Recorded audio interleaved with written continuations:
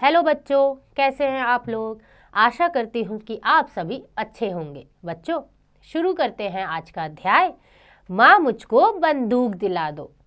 बच्चों, ये एक कविता है जिसमें एक छोटा सा बच्चा अपनी माँ से कह रहा है कि माँ मुझको एक बंदूक दिला दो। तो बच्चों, आप अपने देश के लिए क्या क्या कर सकते हैं, ये ज़रा सोचिएगा। इस पाठ का पाठ परिचय है। प्रस्तुत कविता में एक छोटे बच्चे की देश प्रेम की भावना को दर्शाया गया है। तो बच्चों, इस कविता में बताया गया है कि एक छोटा सा बच्चा अपने देश के लिए क्या क्या कर सकता है, उसकी क्या भावना है, वो बताया गया है। आइए पढ़ते हैं कविता। माँ मुझको बंदूक दिला दो। माँ मुझको बंदूक दिला दो, मैं भी लड़ने जाऊंगा। सरहद पर बन फौजी मैं, दुश्मन को मार भगाऊंगा।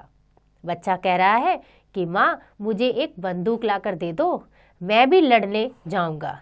मतलब मैं भी फौजी बनूंगा और सरहद पार लड़ने जाऊंगा। और क्या करूंगा? अपने दुश्मनों को मार भगाऊंगा। आगे है, भगत सिंह आजाद में बनकर गीत देश के गाऊंगा।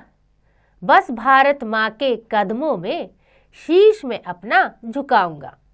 बच्चा कह रहा है कि माँ भगत सिंह आज़ाद बनकर, भगत सिंह कौन थे? जिन्होंने हमें आज़ाद करवाया था, स्वतंत्रता की लड़ाई में भाग लिया था।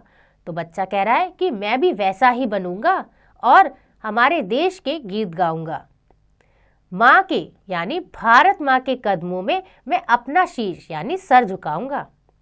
आगे कह रहा है, जो पड़ी मुसीबत कभी किसी पर, मैं उसकी ढाल बन जाऊंगा।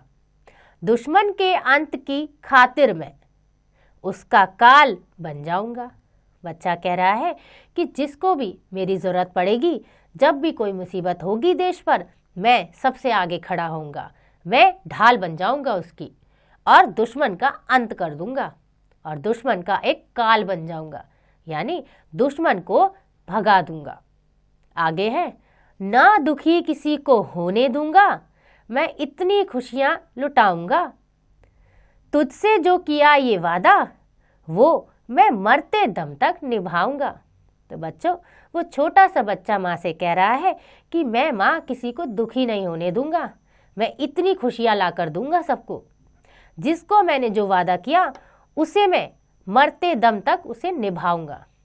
तो देखा बच्चों, एक छोटा सा बच्चा अपनी माँ से कितनी बड़ी बड़ी बातें कह रहा है, यानी उसकी जो भावना है देश के लिए वो बहुत अच्छी है। तो बच्चों, आपको भी इस कविता से सीख लेनी है कि हमें भी अपने देश के लिए कुछ करना है, अपने देश को आगे बढ़ाना है। आशा करती हूँ कि आपको ये कविता समझ आ गई होगी।